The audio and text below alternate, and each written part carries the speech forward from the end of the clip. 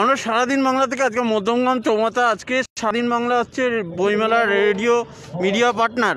তো আমি স্যারকে জানবো, স্যার আজকে বইমেলা, অজয় স্যারের বইমেলা কি বলবেন?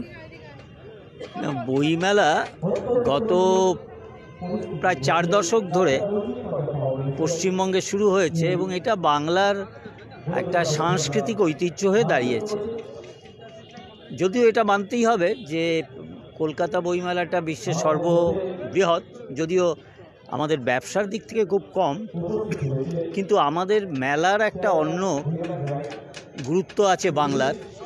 যে মেলা মানে বেচা কেনার সঙ্গে সঙ্গেও লোকজনের দেখা শোনা, সাংস্কৃতিক ঐতিহ্য।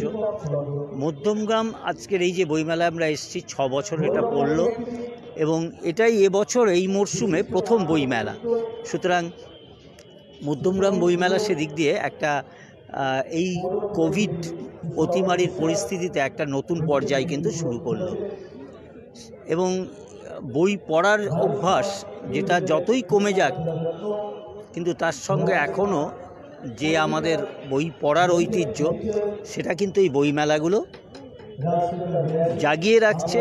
এবং আমার মনে হয় এই ধরনের স্থানীয় বইমেলাগুলোতে যারা স্থানীয় প্রকাশক আছেন, সেই স্থানীয় প্রকাশকদের জন্য খুব গুরুত্বপূর্ণ। আমরা কতগুলো প্রধান প্রকাশকের কথা জানি, কিন্তু স্থানীয় পত্রপত্রিকা বলুন, প্রকাশন বলুন, এগুলোর জন্য এই বইমেলা খুব গুরুত্বপূর্ণ এবং এ দিয়ে সাধারণ মানুষের মধ্যেও কিন্তু বই পড়ার একটা উৎসাহ, আগ্রহ জেগে ওঠে।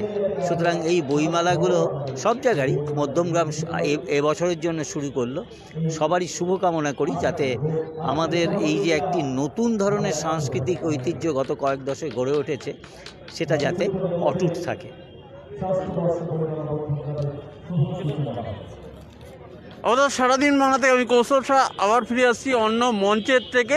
আজকে জানেন সারাদিন বাংলা বইমেলার মিডিয়া পার্টনার।